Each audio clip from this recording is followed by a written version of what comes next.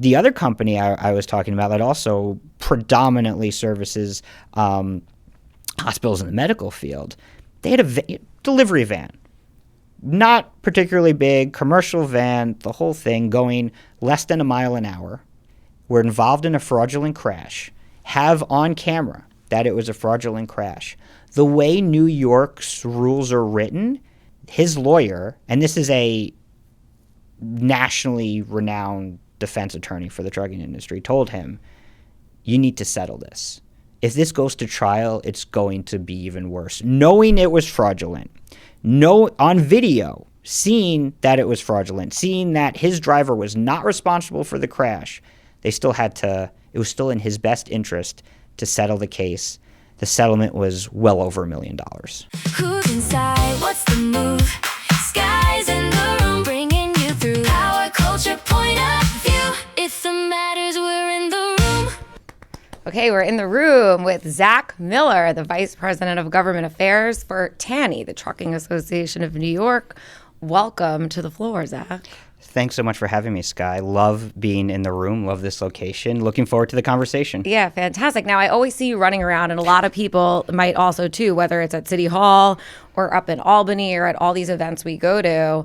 So, but I want to get into like really who you are, and you are in the trucking business, and you've been doing this since you're a teenager? Yeah, that's right. I got into this through my dad, who's a traffic lawyer, and most of his clientele are trucking companies. So in high school, my job was to do all his paperwork. So I would do his invoicing, I would keep his calendar. The biggest thing back then, and times have changed, but back then was New York City parking tickets. He was in court for parking tickets like 3 times a week. So I would organize all the paperwork and get them ready to go for his hearing. That was my job in high school. And in college, I took a little bit of a pause after college to work for the energy consulting business. And then he and I started a website, NewYorkTruckStop.com, together. And that's how I got involved in the Trucking Association.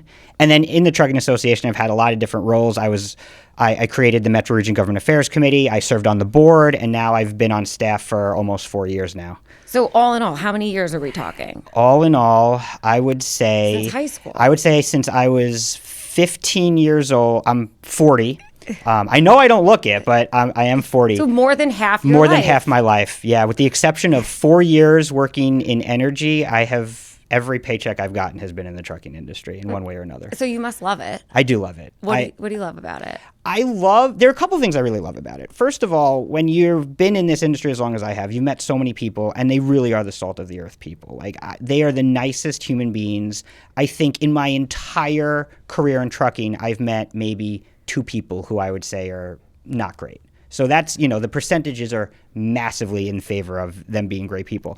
They also make the economy run. And there are so many different segments to it. So there's beer and liquor and beverage, and then there's food, and then there's linens, and then there's construction, and then there's just general commodity. There are just everything that we see, touch, use has been on a truck at one point or another. And in New York, it's particularly reliant on truck freight. About 90% of freight that we see in New York comes via truck.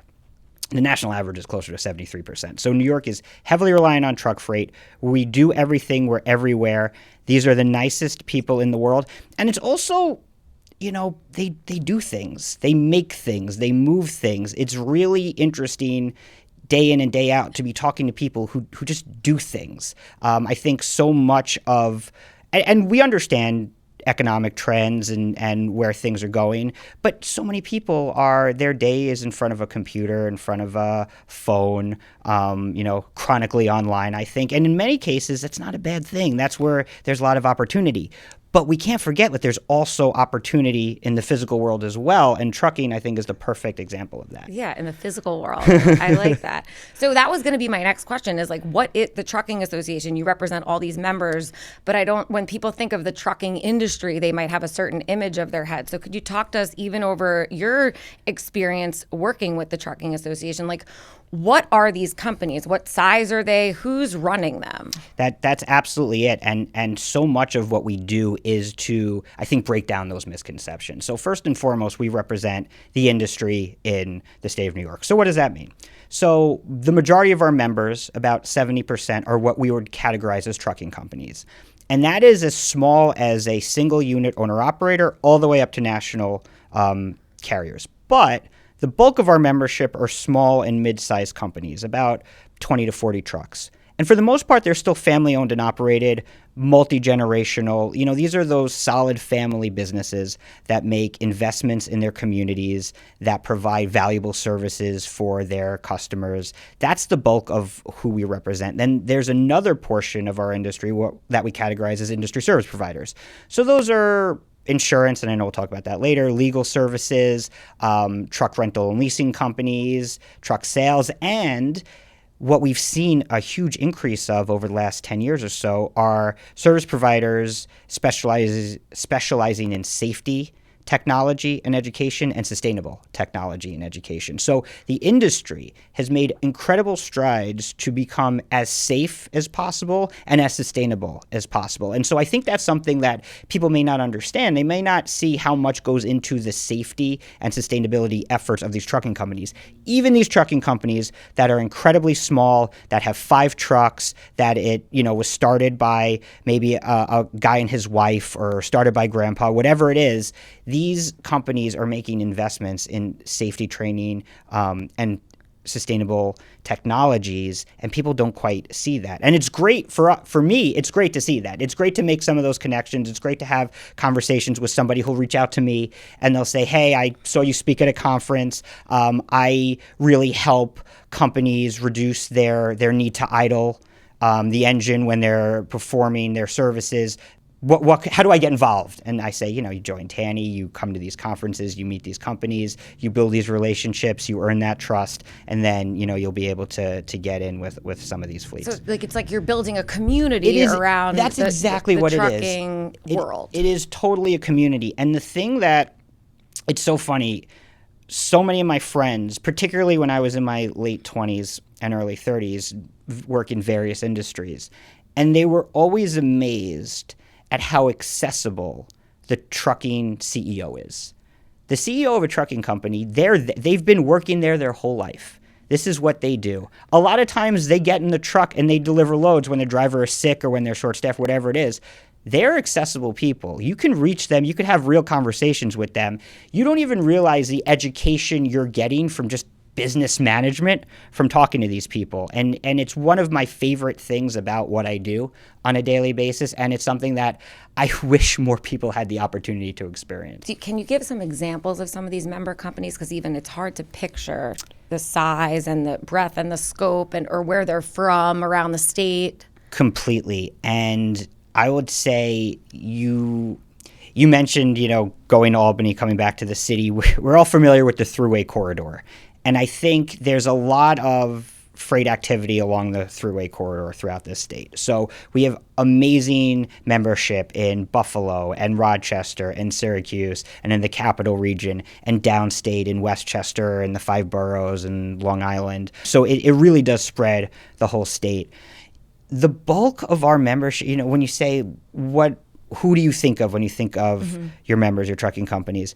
I think of somebody who their father started the company and they were working in the shop since they could walk, and they grew up in this life, and now they have kids. And it's not just like their kids are working there. Their kids are starting to take management positions and starting to take ownership of these companies and creating a stronger, more resilient company, a stronger, more resilient supply chain network to pass that on to the next generation. And I am really seeing that entire switch where when I first got involved, specifically with TANY, a lot of those members have retired or on the verge of retiring, and now I'm seeing that next generation come in. And there are so many now. I started out and these were mentors of mine, right? And they would subtly but purposefully take me under their wing and explain some things to me. And, at the time you don't even realize you're being mentored by these amazing people, but then you get a little bit older and you realize you are. And now it's so many of my peer group. It's so many people in, from their late 30s to their mid to late 40s who are really running these companies, who are the fleet managers, who are the safety managers, who are, prepared to take the executive position once the current owner is ready to fully retire. A lot of people in trucking don't fully retire. There's a lot of semi-retirement going on, but more and more it's getting passed over to that younger generation, and it's really exciting to see. And there's a lot more diversity in it too that I think people would realize. I think people have this sort of stereotypical idea of what a truck driver looks like, of what a trucking executive looks like. That's not true at all. Trucking has always been a great pathway for immigrants. Any wave of immigrant that we've had in this country has gone into trucking. And some have stayed, some have sold their businesses, whatever it is. So we have, from the C-suite level, people of all diverse backgrounds, a lot of women taking executive leadership roles, people who are justice impacted entering the industry. There's terrific programs both through TANY and some Value TANY partners down here in the city that provide those opportunities for people as they re-enter society from the prison system, giving them stable middle-class careers, breaking the cycle of recidivism, and building a pathway to ownership if they so are inclined to it. So there's really like a choose your own adventure part of this industry, and that's really reflected in our membership and our management ranks. I saw the mayor, Zoran, made Yes. an announcement. I think that was yesterday. It was yesterday, and Emerge Career. Yeah. They're a TANY member. Okay. They do terrific work. We have a foundation through TANY, the Shea Legacy Foundation. Amazing guy named Alan Gaines is the executive director of that foundation. And I'm pretty sure we're the only not-for-profit workforce development organization focusing solely on trucking in the state of New York. I'm pretty confident we are. But Alan has built a great relationship with Emerge.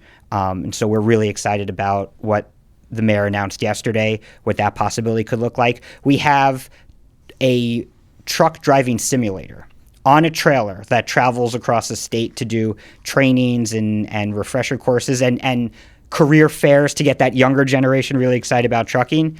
Now, I will say, logistically, it's a little complicated to get that trailer down to New York City. So Alan had the brilliant idea of getting mobile simulators, like headsets, like video game, basically. Like VR. VR, exactly. That's exactly it.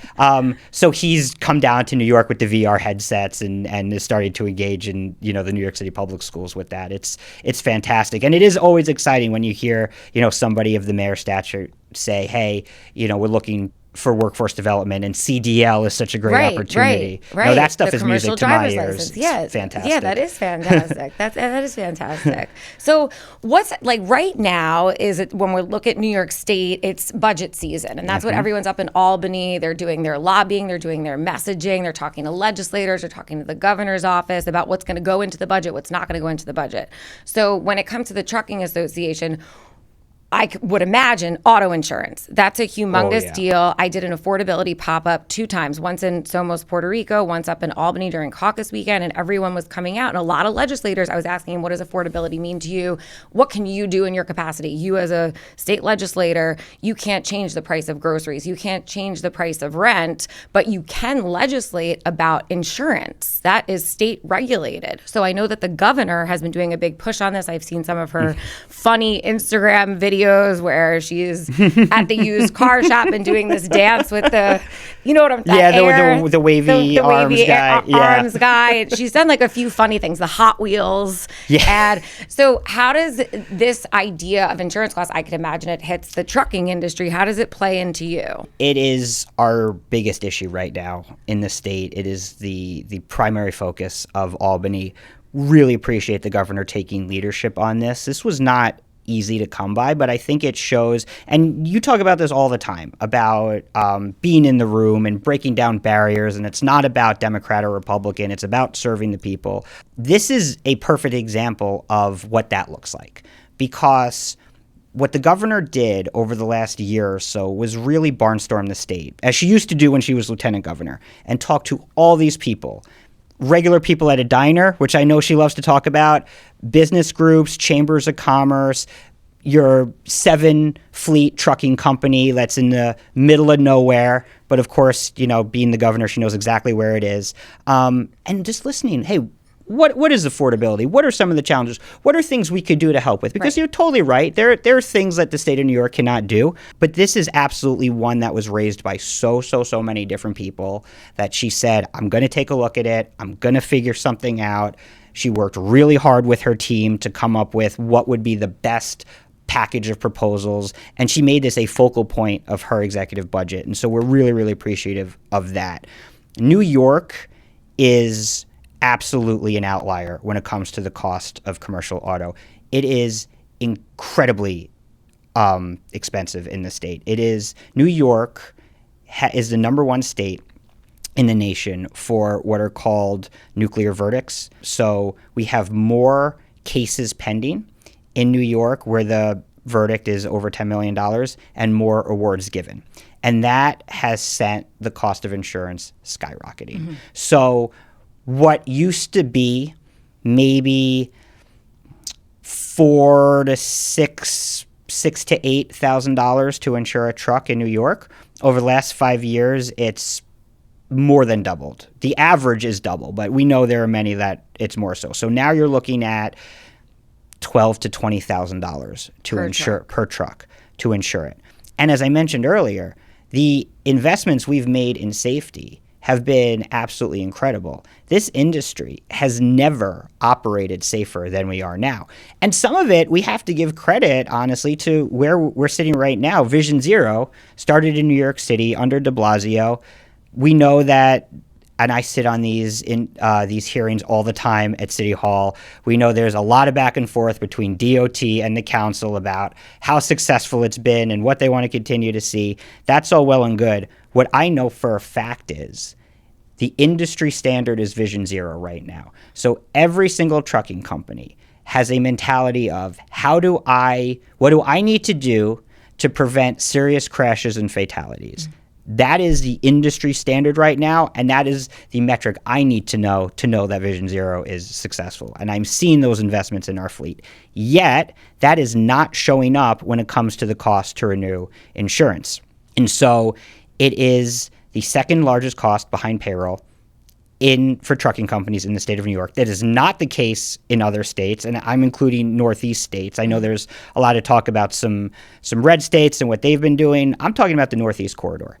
And the Northeast corridor, we are an outlier. We are an incredibly expensive outlier, and that impacts every single thing. I mentioned 90% of goods and services come via truck. That insurance is unaffordable right now.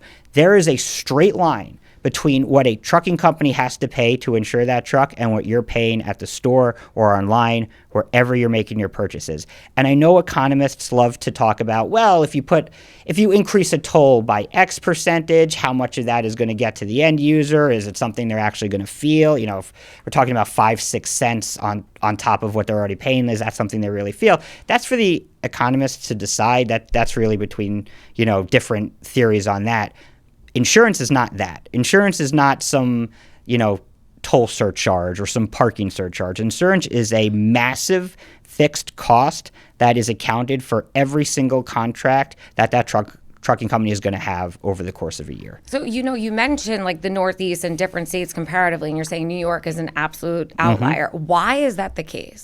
So there are a couple of reasons why it's the case, and it's a great question. And that's at the heart of what the governor is trying to fix here. New York has a no-fault system, and we all understand why and believe it's important, because if a person is injured in a crash, they should get their lost wages and they should get their medical treatment. Straight up. Nobody should ever skirt their responsibility to their fellow person, right? And the trucking industry stands by that 100%. Mm-hmm. What's happened, though, is we've seen more and more and more of these non-economic damages issued at really, really high rates. So there's now an incentive to commit fraud in New York because you will get a massive payout. And so because there's this fraudulent ecosystem, and many, there are law firms that are in on this. There are medical providers that are in this. They're taking advantage of people, or people basically game the system to take advantage of another company. Whatever it is, we're seeing so many staged crashes and so many fraudulent crashes that carriers have left the marketplace.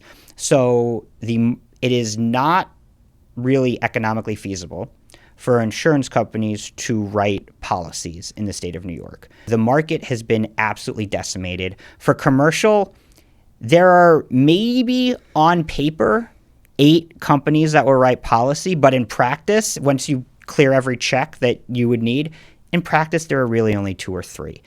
In Pennsylvania, for example, there are about 35. So particularly for many of our upstate members that border Pennsylvania, it's very easy for them to move their operation a couple miles down the street. All of a sudden, you went from basically 2 companies not really underwriting you to a competition between 35 companies. And that alone brings prices down. One of the biggest challenges we face specifically in New York, and why a lot of this is possible, is because of the way we do our comparative negligence. Most states, if you are primarily responsible for causing the crash, you're not able to sue for non-economic damages. Mm-hmm. New York is not that way. So in New York, if you are responsible for 90% of the crash, you can still sue for non-economic damages on the other 10%. That is incredibly challenging for us in the trucking industry because our vehicles are bigger. There's a larger target on our back. The thought process is we have deeper pockets. And so even though our drivers are licensed to higher standards, even though fleets make tremendous investments in their safety technology, their education, their training programming, we know that when a commercial truck driver is involved in a crash, about 80% of the time, it was the driver of the other vehicle who's responsible for it. Yet we are still getting sued into oblivion by crashes caused by other people. And we have it on video because cameras are now a necessity for the industry. We have this on video. We know there's fraud. We know our driver's not responsible for the crash, and we are still forced to pay a fortune in these claims. And it's not just trucking. The MTA has the same problem with the comparative negligence. We know it costs New York City Transit a fortune. I think Jano mentioned that he would anticipate saving about $50 million a year if the governor's reforms go through. State DOT the same way. It affects all the transit agencies. And it's particularly a little frustrating, down where we are, to hear a lot of, well, I don't drive a car, so why do I care? I don't drive a car. I don't pay for auto insurance. This isn't an affordability thing for me. I'm like, but it actually is, though, because if the cost of everything you have to buy is more because of this, that impacts you. Correct. If the MTA is not able to provide the service to the way they want to provide it because they have to pay these massive insurance premiums or payouts, that impacts you. If you occasionally do need to take an Uber or a Lyft or a cab, whatever it is, it costs more in New York than it does across the border in other states because of this. It has a direct impact on you regardless of if you own a car or not. Right. So it's the auto insurance industry, this comparative negligence issue, the way that people can commit fraud and sue for a payout. That impacts the system in such a way that it not only impacts the trucking association or companies like Uber and Lyft and just everyone with a car. The reason why people should care, even if they don't have a car and they don't own a truck, is because of what you mentioned. These goods are trucked into New York City and across the state, and the price of those goods is increasing because of these auto insurance costs that these companies have to pay. That's exactly it. And I think we talked a little bit earlier about some misconceptions. I think people also have a misconception about, people might see a semi-truck on the highway and they'll see like an Amazon and UPS truck in their neighborhood making delivery and think, well, that's trucking. And of course that's a part of it, but there's so much more to the industry and people may not even understand the impacts. We have 2 members who, down in the New York City region, one exclusively services hospitals, the other one, hospitals are about 50% of their business. Okay. So the 7 truck fleet, this really small fleet, only services hospitals. They have 7 box trucks. They do maybe 30 miles a day on the truck. It really is just from their warehouse to the hospitals, and that's it. They did not have a major incident at all. Their insurer dropped them because the insurer could no longer afford to compete in the New York market. So they had to scramble to find insurance. Again, 7 trucks, no major incident, do about 30 miles a day per truck. They were quoted over $50,000 per truck to insure this fleet. You don't think that's going to have an impact on the hospital, on the medical supplies? Another one So of our, wait, what did that member do? Did they pay it? What are they doing? right now, they had to pay it. They have to. But this is a serious question of how much longer could we stay in Right, business? could that put them out of business? It could absolutely put them out of business. I mentioned the service providers. So we have insurance brokers in our membership. One of the ones who's super involved in TANY, comes to government affairs meetings. I'm on the phone with him all the time. He's been an insurance broker in commercial auto for about 30 years. He never, ever lost a company because of insurance rates. Mm-hmm. Last year alone, he had 4 of his clients close their doors because they couldn't afford insurance. Wow. This is what, when we talk about crisis, crisis. that's what it is. Existential crisis. Companies are starting to close. And it eliminates small businesses. It eliminates opportunity.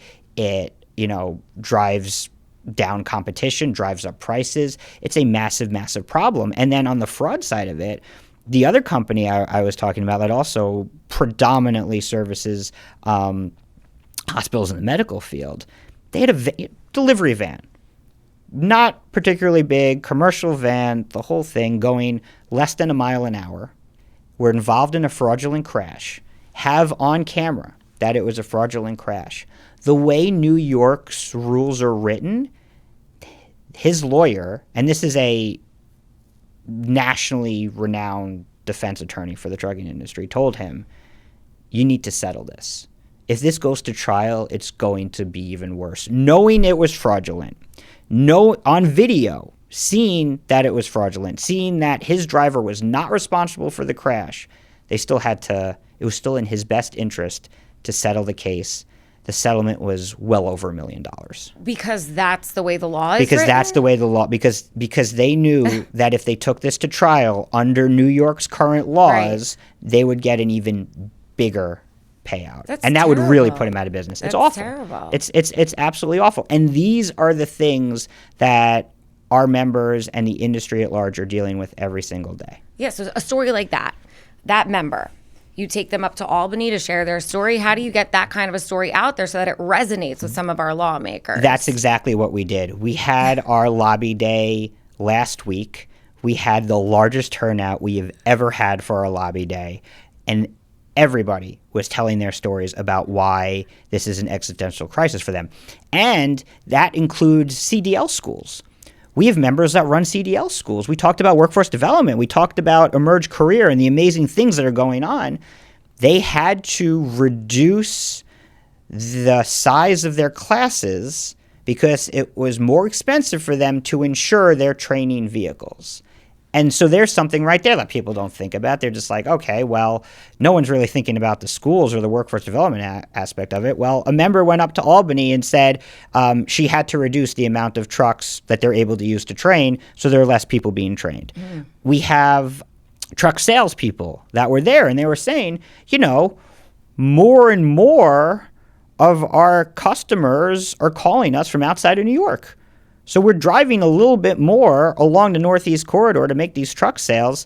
On the one hand, good for the member. They're still able to facilitate their sales. But we want those sales to occur in the state of New York. Right. And we want these trucking companies to be in the state of New York. We want them to be registered companies, pay taxes in New York, make workforce investments and community investments in New York. We don't want them just going to Pennsylvania or Connecticut or New Jersey.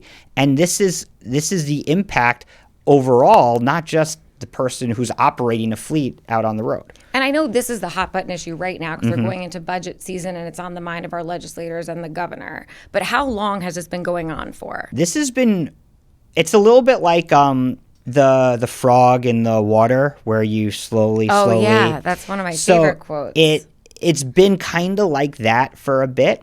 I would say that over the last 5 or 6 years, it's really been heating up.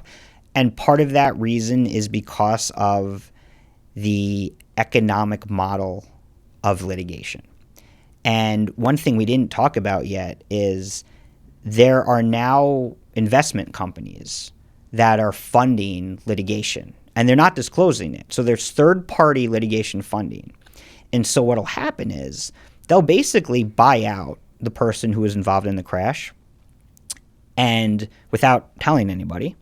And the lawyers will continue to push for a larger settlement or to take it to trial and all that.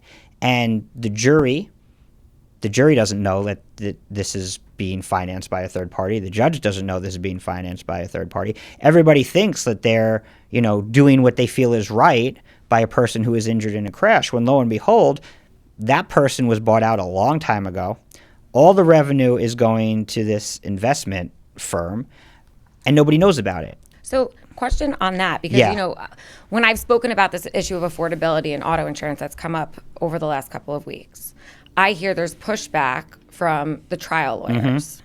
But this sounds like fraud, what you're talking about. And I'll be honest, I had a car accident about a month ago. My car is still at the shop. I got 3 phone calls from someone saying, "Hi, I'm with New York No Fault.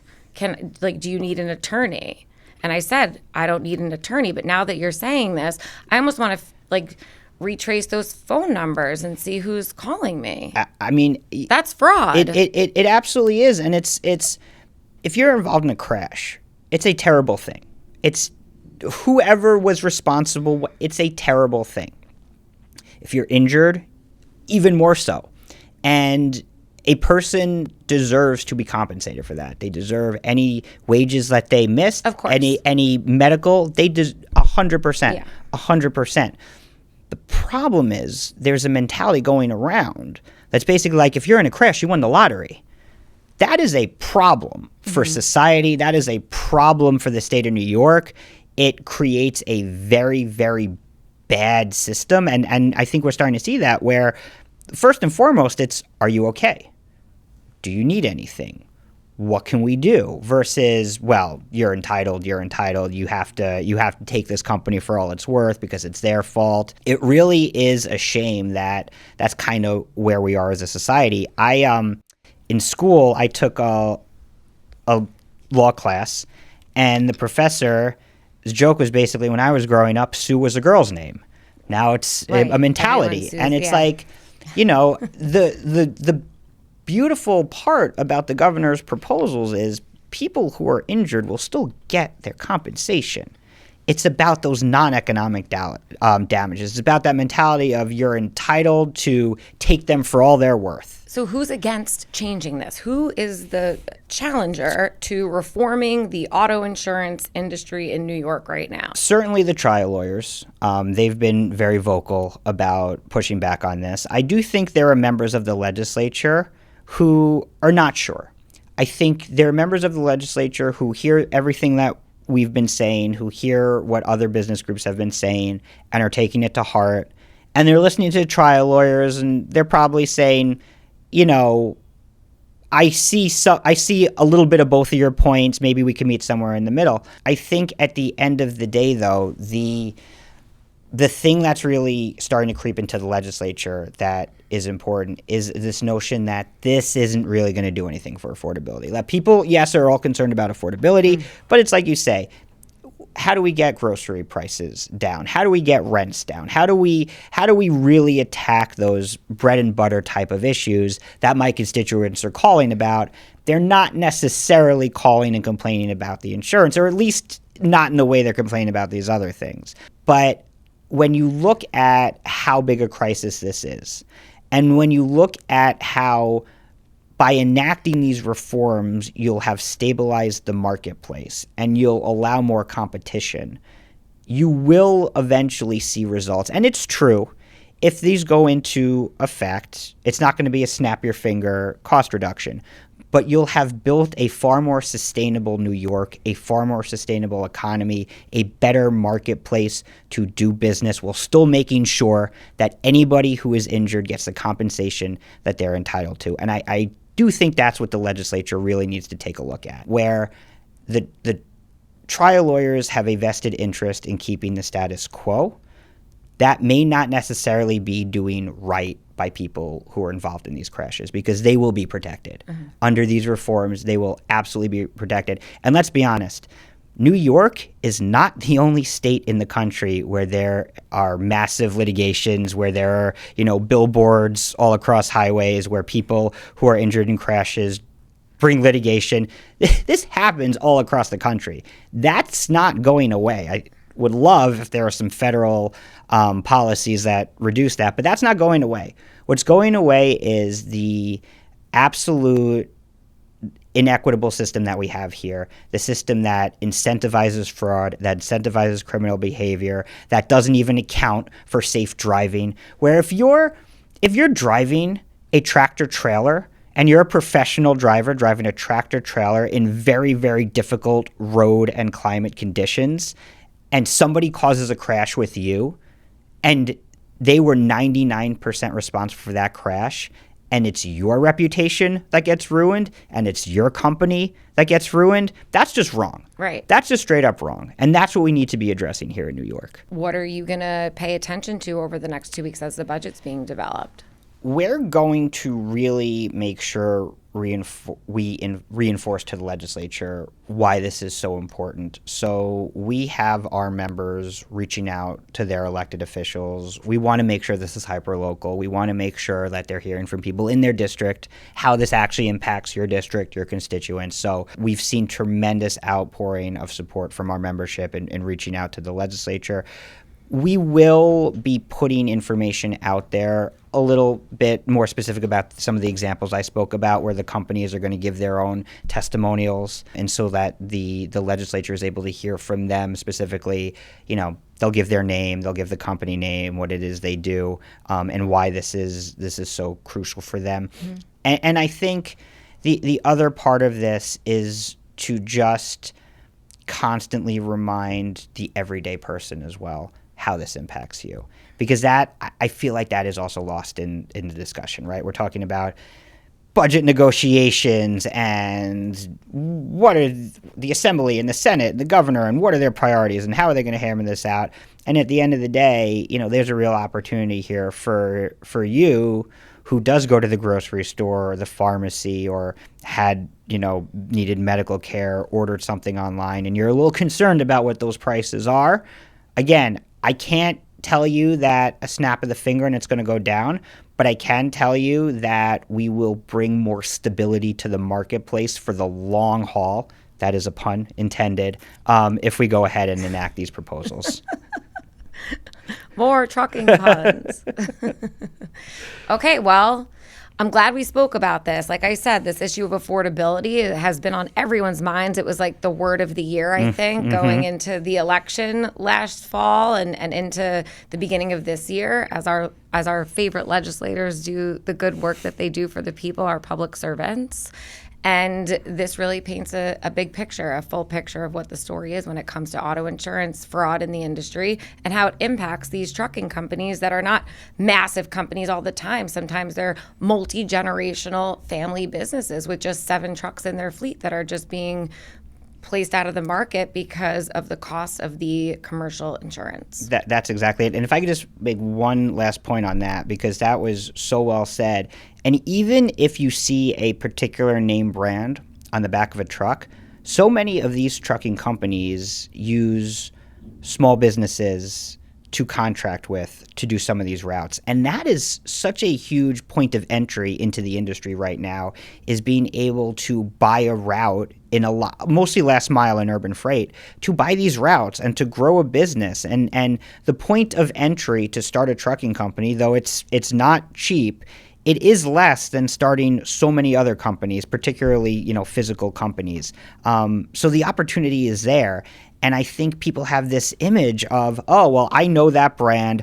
I know they have deep, deep, deep pockets. They're a great target for me, where it's like, there's a really good chance you're actually impacting a small business, an entrepreneur, and you're going to wipe out their company, and their ability to earn a living and to continue to make those safety investments that these small businesses make. Whereas under the guise of they're a big name brand company, they could afford it, I'm going to go get them. Mm-hmm. And of course, that trickle down cost. 100%. Yeah. So thank you, Zach Miller, Vice President of Government Affairs for the Trucking Association of New York, TANY. We'll continue to see you out and about in the city and in the state. And thank you for all your work and advocacy. Thank you. Who's inside? What's the move? Skye's in the